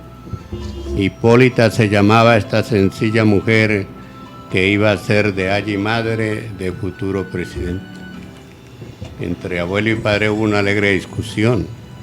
Don Feliciano Palacios, que se llamara Santiago en honor al patrón de las Españas, lo dijo, pero Vicente insistió que se llamara Simón. Ya desde niño mostraba ser un ser predestinado para importante misión que era preciso cumplir, y su padre, hombre activo por su patria, interesado, bien su hijo a quien tendría la misión de libertad. A su apellido se tejen sin número de leyendas que nos refiere cronistas del señorío de Vizcaya, y sus parientes tuvieron infinidad de contiendas defendiendo aquel terruño en singulares batallas. En el valle de Ondarroa, en paisaje singular, existió una casa-torre en compañía de un molino. Etimologistas nos cuentan que la palabra Bolívar, como señores del molino de la pradera, les vino. Desde pequeño sufrió una terrible orfandad, influencia que tendría en la vida de este niño, y su abuelo, que sentía una gran humanidad, reemplazó lo que faltaba como muestra de cariño. Rodríguez Simón, que era un hábil escribano, se encargó de que el muchacho obtuviera educación, empezando la enseñanza en un tiempo antemano recibiría en su casa la codiciada instrucción. Muy joven era aún y se fue en viaje a Europa a buscar más experiencias e influencias por doquier.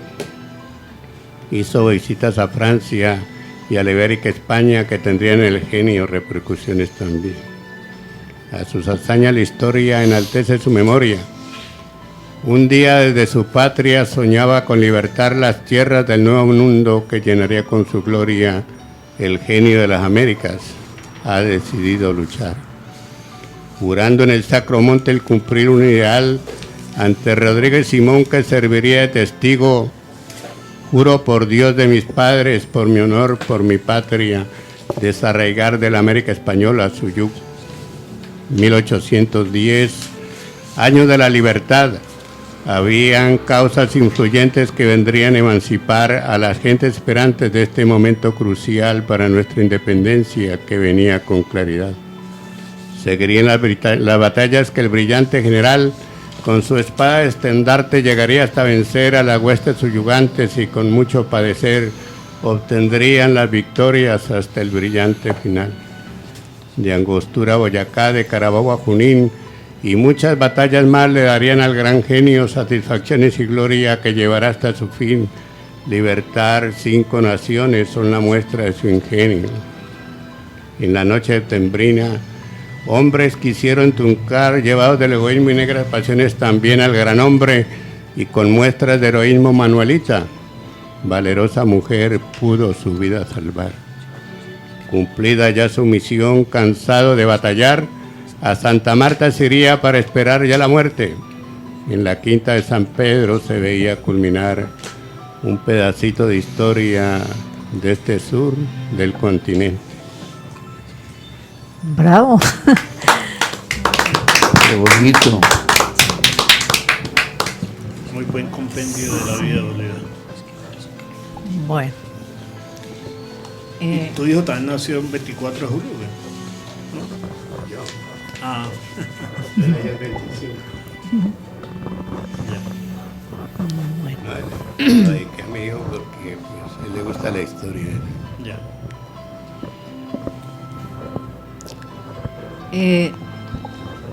Esta poesía es una poesía política y nació el 24 de septiembre del año 2000, donde llegó a Santander un mensaje de la insurrección, ¿no? Ubicada por acá, por el oriente sur, de aquí donde estamos situados. Entonces, Berenice en estos momentos se para en el centro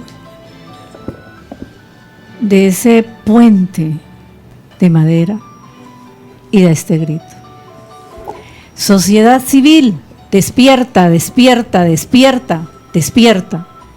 ¿Hacia dónde? Hermano mío, me despierto. ¿Hacia dónde? ¿Hacia dónde? Hermano mío, me encamino. ¿Hacia dónde? Dime, ¿hacia dónde? Si estoy entre muchos intereses que a mi patria comprimen y aniquilan. ¿Hacia dónde, hermano? ¿Hacia dónde? Con las bayonetas puestas a mi vida en objetivo de muchos me convierto. ¿Hacia dónde, hermano mío? ¿Hacia dónde? Si tú, insurgencia, tienes a mis hijos, si tú, militares, tienes a mis hijos, si tú, económicos, tienes a mis hijos, si tú, gremios, tienes a mis hijos, si tú, grupistas, tienes a mis hijos, ¿hacia dónde despierto, hermano mío? ¿Hacia dónde? Si cuando apuntas corro, vuelo, vuelo, corro y me guarezco en la cobija con olor a musgo, en la cobija protectora de la vida, en su cielo infinito me cobijo, o en la cama que sirvió para dar origen a mis hijos, la tierra con sabor a siglos. ¿Hacia dónde entonces despierto, hermano mío? Dime, ¿hacia dónde?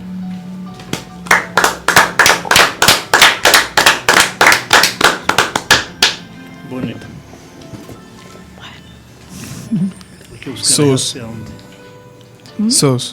Sos pasado y futuro e imposible en presente. Puedo estar con vos, admirarte, observarte, amarte, desearte, excitarme con tu mirada, piel y aroma. Puedo eso y todo lo que me permitas.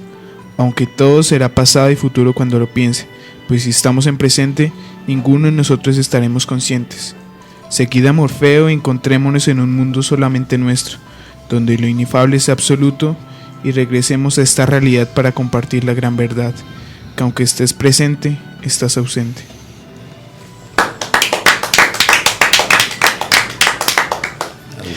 Recuerden que estamos transmitiendo desde Santander de Quilichao, Tierra del Oro y Ciudad de los Amanes, por las ondas cibernéticas de Radio Proclama, emisora de don Alfonso Lunes y su querida familia, que nos da la oportunidad de estar aquí, deleitándonos con la palabra chusca, el verso que enamora. Ahora continúo dándoles otros datos también muy bonitos sobre Boyacá, el origen de su nombre y otros datos interesantes. Dice: en Boyacá se libraron batallas determinantes para la independencia de Colombia.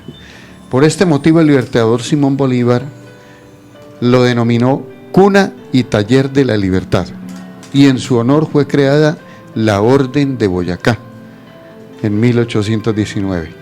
El nombre de Boyacá proviene del vocablo muisca Boyaca, que significa región de la manta real o cercado del cacique, el cual se deriva etimológicamente de las palabras boy, que significa manta, y ca, que significa cercado. Este nombre se le dio al departamento en 1821 por el Congreso de Cúcuta, en honor al río Boyacá, nombre chipcha del río Teatinos, que es el que pasa bajo el puente de Boyacá. Antes del Congreso de Cúcuta, la jurisdicción del actual departamento hacía parte de la provincia de Tunja, recibiendo el mismo nombre de su ciudad capital, Santiago de Tunja. Provincia de Tunja en 1810. Los primeros pobladores del territorio boyacense llegaron hace unos 12.000 años. Hacia el año 500 a.C., el pueblo muisca ocupa la región, la cual en sus manifestaciones de organización social y cultural y productiva era la más desarrollada del país. Eran muy inteligentes y organizados. En el momento del arribo de la plaga española, El territorio muisca estaba organizado en 3 cacicatos. El cacicato de Unza, bajo el mando del Saque, el de Tundama y el de Sugamuxi. En Sugamuxi era donde estaba el Templo del Sol, que llegaron estos bandidos españoles y lo quemaron. Y de regalo nos dejaron todas las venerias que traían. Fue y las gripas y todas las pestes que tenemos, ellos las trajeron. Fue uno de los pueblos que alcanzó el mayor desarrollo cultural en Sudamérica septentrional. Se dedicaban principalmente a la agricultura, los tejidos y el trabajo minero. Ahí está la hermosísima, la exquisita balsa muisca. Una obra impresionante, hecha por estos cerebros esplendorosos. La que está en el Museo de Oro. En el de Museo del Bogotá. Oro. Y hay otra que es creo que la balsa Quimbaya, hay otra. Divina. Sí. No. En 1537 llegó a este territorio un bandido llamado Gonzalo Jiménez de Quesada para ocupar las tierras, arrasar con todo lo que se encontraba y distribuir a los indígenas en encomiendas, es decir, esclavizarlos disimuladamente, obtener recursos, enriquecerse a costillas de ellos y poblar. En 1539, Gonzalo Suárez Rendón, otro bandido, fundó a Tunja y a otras poblaciones ocupadas por los antiguos caseríos indígenas, y así los arrasaron. Muy bien. Esos datos muy bien, muy buenos. Sí. Hay que concientizar, ¿no? Nos tenemos que concientizar en muchísimos sentidos. Yo voy a leer un poema de Manuel Bandeira que se llama Muerte Absoluta.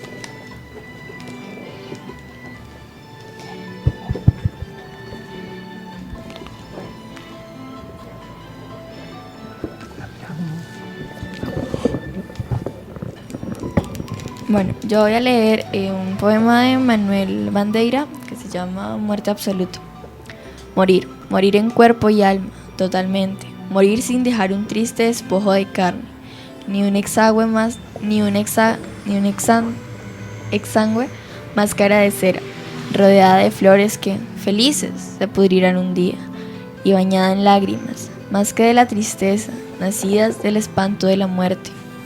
Morir sin dejar por ventura un alma errante, camino del cielo, ¿qué cielo podrá colmar la esperanza de un cielo? Morir sin dejar un surco, una piedra, una sombra, el recuerdo siquiera de una sombra, en ningún corazón, en ningún pensamiento, en ninguna epidermis. Morir tan completamente que al leer tu nombre un día se pregunte ¿quién fue? Morir aún más completamente, sin dejar siquiera ese nombre. Bonito.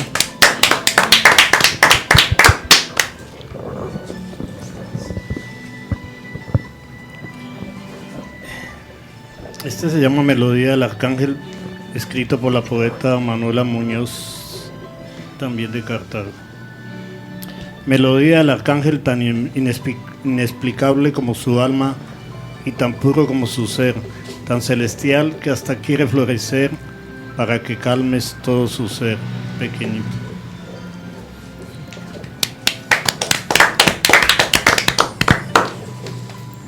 Bueno, voy a leer un microrelato.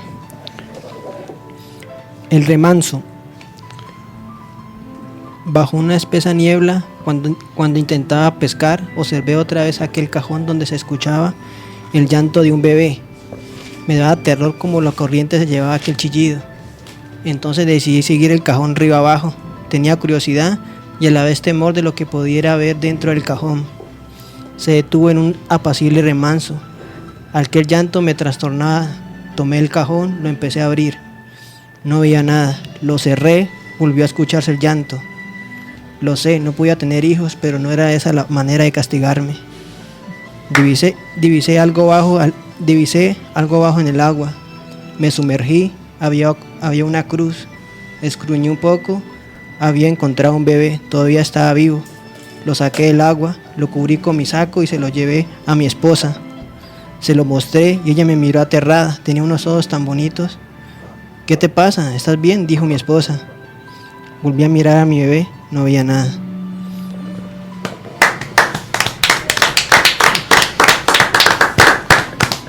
Los fantásticos escritos de Una ilusión. nuestro amigo Giovanni. Sí. Una ilusión, ¿no? ¿Mm? Giovanni. Ay, no. Bueno, voy a leer un poema escrito aquí en Santander de Clichao, 27 de septiembre del 73, un poema romántico. Se lo voy a dedicar a una amiga que cumple años ahora el sábado, el 8 de agosto, Yurani. Cerca de ti. Tómame tan cerca de ti para percibir el vaho de tu cuerpo hasta que sientas el frío de la noche y el agua cristalina de mis labios bañe la delicadeza de tu piel. Y en un solo beso, unidos para siempre, pasen los años en mutuo recuerdo. Tómame tan cerca de ti y abrázame fuerte para hacer de los dos un solo ser. Que tus ojos no dejen de mirarme y las olas salientes del mar de añorar mis caricias. Deja que el perfume natural deleite mis sentidos, como las flores con su olor atraen para que sea extraído el néctar que contienen y el cáliz rebosante de amor se derrame y sea fecunda la semilla.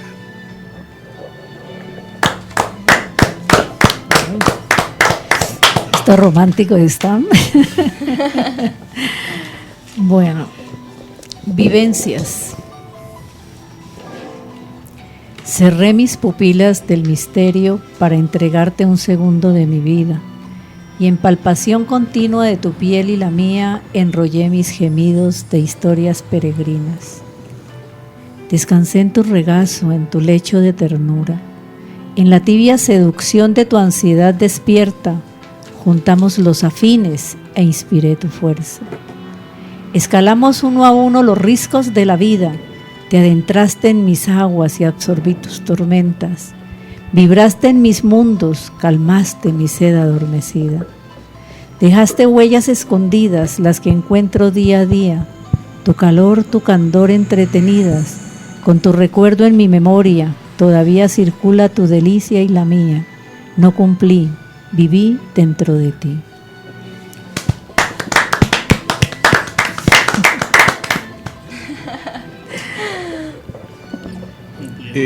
La poesía tiene la palabra. El poema que voy a leer ahora es de una escritora en línea que tiene el seudónimo de Leukotzit. Tú, no, con Z, Y y T. Ok. Pues, tú, nosotros y yo. Eras Alicia y pretendías tu país de las maravillas, pero olvidabas que en algún momento ella despertó. Querías escapar de nadie y llegar a ningún lugar. Querías encontrar algo que nunca se había perdido. ¿Cuál era la diferencia entre tú, nosotros y yo? Que tú existes, nosotros existíamos y yo existiré, pero solo en los recuerdos que nadie recuerda y ningún otro añora.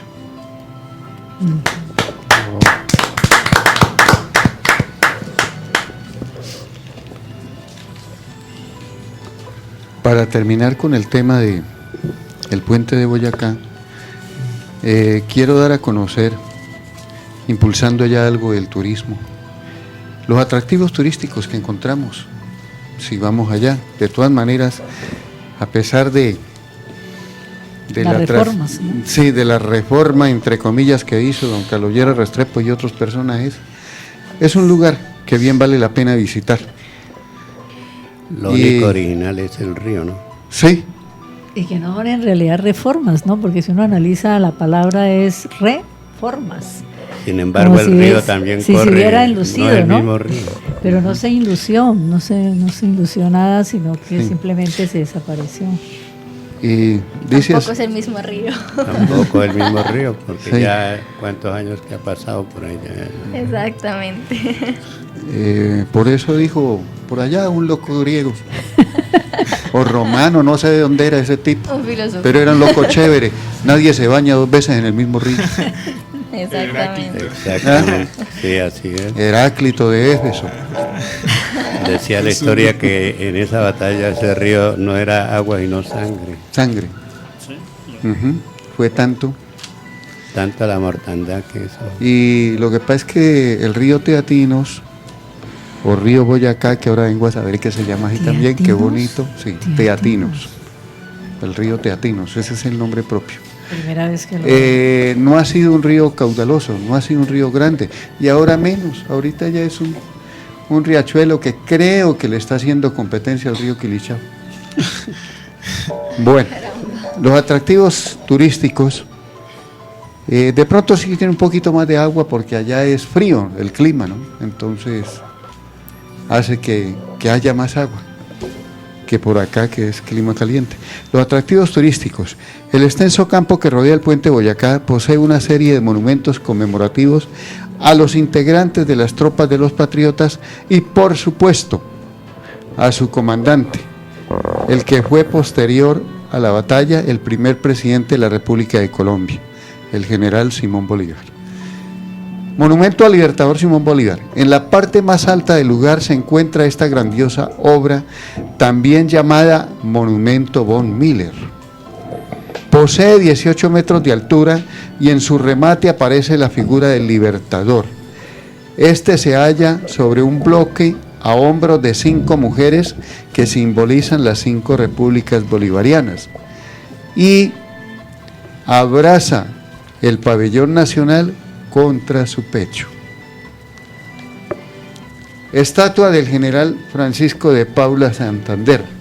Decía Simón Bolívar: si el general Santander es el hombre de las leyes, yo soy el hombre de las dificultades. Bajando la colina se encuentra esta estatua, ubicada en la Plaza de Banderas, cerca del histórico puente de Boyacá, al igual que el obelisco en homenaje a los libertadores. El Arco del Triunfo, mire que no solo en París, acá también tenemos Arco del Triunfo y está en Boyacá. No tenemos nada que envidiarles. Solamente que la Vuelta a Colombia no pasa por allá. Ajá. Es sin duda alguna otro de los bellos monumentos que se pueden encontrar en el puente de Boyacá, constituido en homenaje a todos los oficiales y soldados que participaron en la campaña libertadora de 1819. En su parte superior se encuentran ubicados 3 rostros que simbolizan las 3 razas que representan al pueblo colombiano: la indígena, la española, uy, ¿qué pasó? Y la africana, uy, se chispotearon. En este monumento se encuentra la totalidad de la letra del himno nacional, o sea, las 15 o 16 estrofas, ¿cuántas es que son? Sí, 15 estrofas y el coro, 16. Rafael Núñez. Hola, Con y Rafael sin exagerar hasta el nombre del Arco del Triunfo. Que Sí.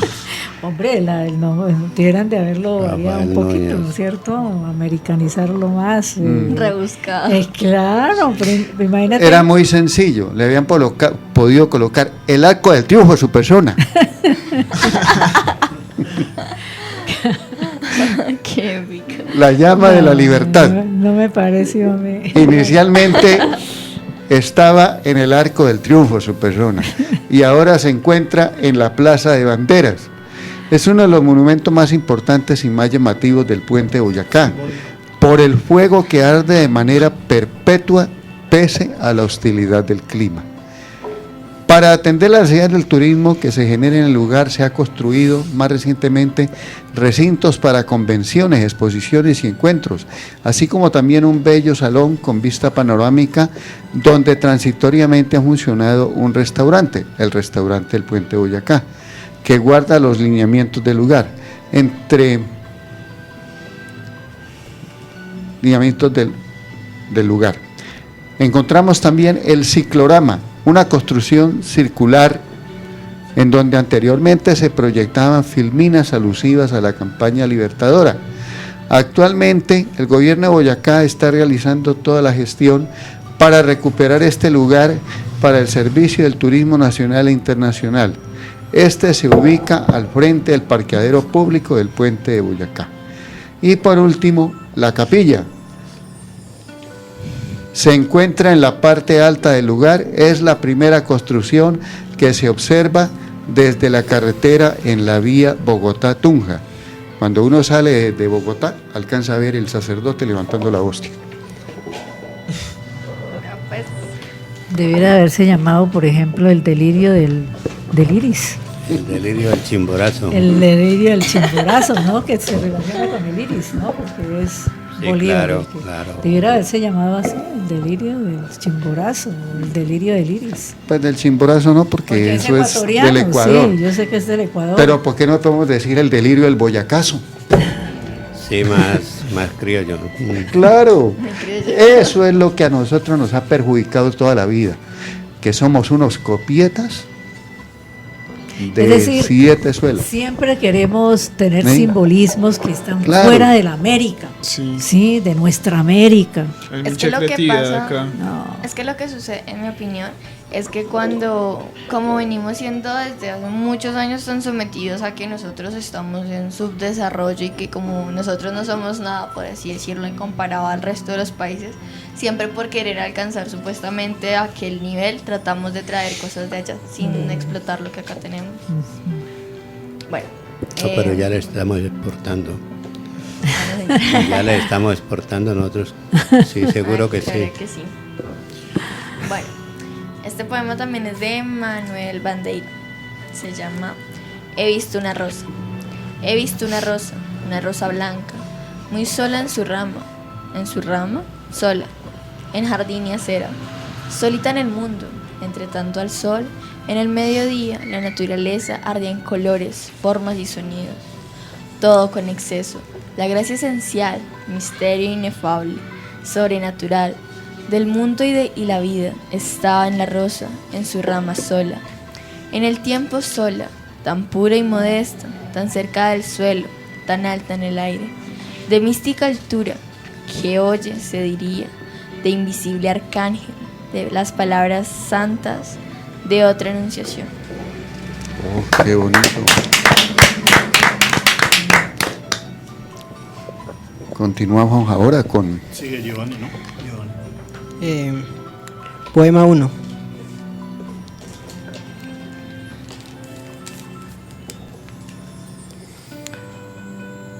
Poema 1. No quiero sacarte mi vida, pero ya no contestaré tus mensajes de texto.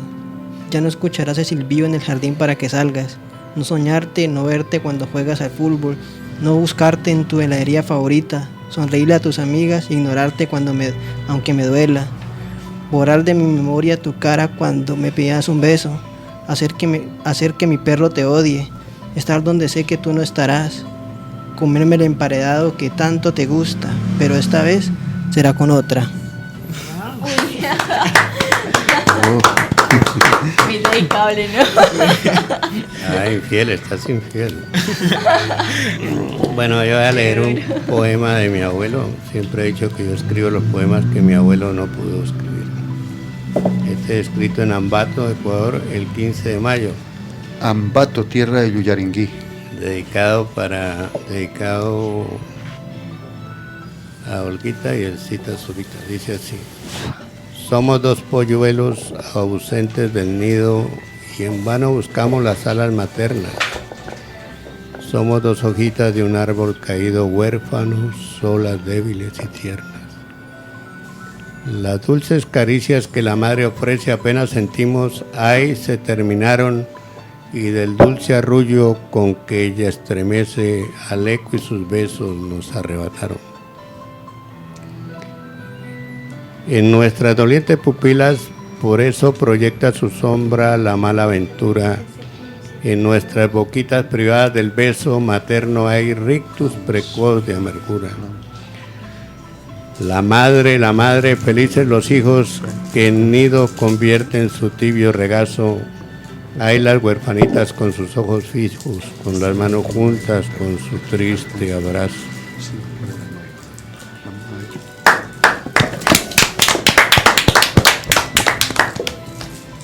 Bueno, esta poesía nació en el Jueves Santo pasado. En abril 2 del 2015. Dice, seres en reserva. Hoy van y vienen, cerca y lejos. Hoy hombres penados por las calles muertas, fuertes y arrogantes, sensibles y temibles, arrastrando sus cadenas y condenas. Hoy mujeres muertas por las calles vivas, lánguidas y azules con su perfil de escarnios, buscando en el misterio la brillantez perdida. Todos caminando en sentido sur imaginario, escrutan el aliento en el abatimiento yerto, entran al poniente y no al naciente. Hoy. Qué bonito.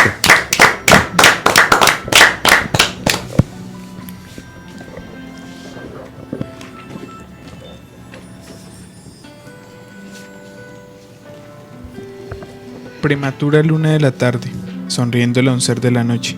Este se pregunta si es que vienes a acompañar también sus tardes para provocar la perfecta antesala de las locuras a las locuras del amanecer. Cielo claro y nubes antropomórficas multifórmicas, mapa de acontecimientos mostrándole tus pensamientos. Dime, ¿qué es lo cautivante de ti?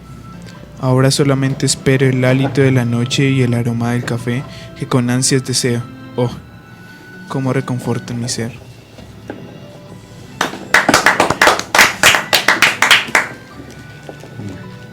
Hoy mis apuntes han sido históricos.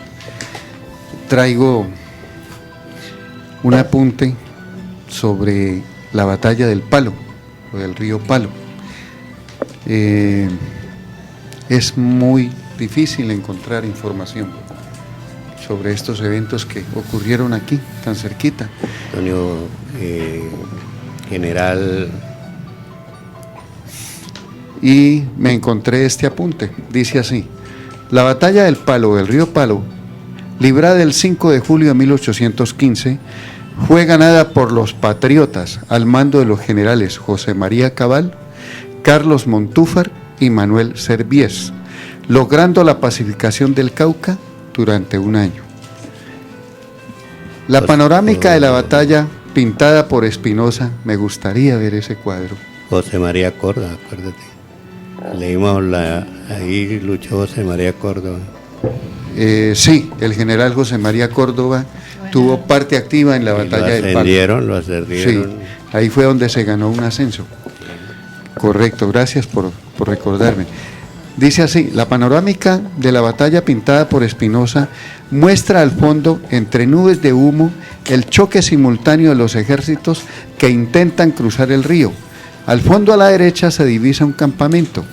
En los primeros planos se destacan dos militares a caballo, uno de ellos el general José María Cabal, y el otro probablemente sea el francés Dufour, que comandaba la caballería. Cuenta el artista en Memorias de un abanderado. Es un relato que él escribió muy lindo y dice así: llegó por fin la hora de la pelea con el ejército enemigo. Al toque de marcha avanzamos divididos en 3 columnas, quedando la caballería al pie de una loma para aguardar su turno. Se rompió el fuego de una y otra parte por hileras y a poco se hizo tan general y tan vivo que ensordecía, a lo cual se agregaba el incesante tocar de las bandas y tambores. Como no corría viento, la inmensa masa de humo se había aplanado y no podíamos vernos unos a otros. Yo avanzaba siempre, pero sin saber si me acompañaba mi gente, y en medio de esta confusión sentía silbar balas por sobre mi cabeza. Y muchas veces el ruido que hacían al rasgar la bandera, la cual acabó de volverse trizas aquel día. Varias veces tropecé con los cadáveres y heridos que estaban tendidos en el suelo, y cuando el humo se disipó un poco, vi que algunos de ellos eran del enemigo, lo que me probaba o que iban en retirada o que yo había avanzado demasiado hasta meterme en sus filas. Tal era la confusión, el caos en que me veía envuelto sin darme cuenta de lo que pasaba. Fue tal el ímpetu con que acometió nuestra gente y el ánimo y ardor con que peleó, que en el poco tiempo quedaron arrollados y deshechos los batallones realistas, operación que vino a completar muy oportunamente la caballería al mando del francés Gifford. Esta acción de guerra fue sin duda una de las más notables y reñidas de aquella época y de las más importantes por sus consecuencias, pues por entonces quedó pacificado el Cauca y libre de enemigos. Mire, la historia nuestra está en el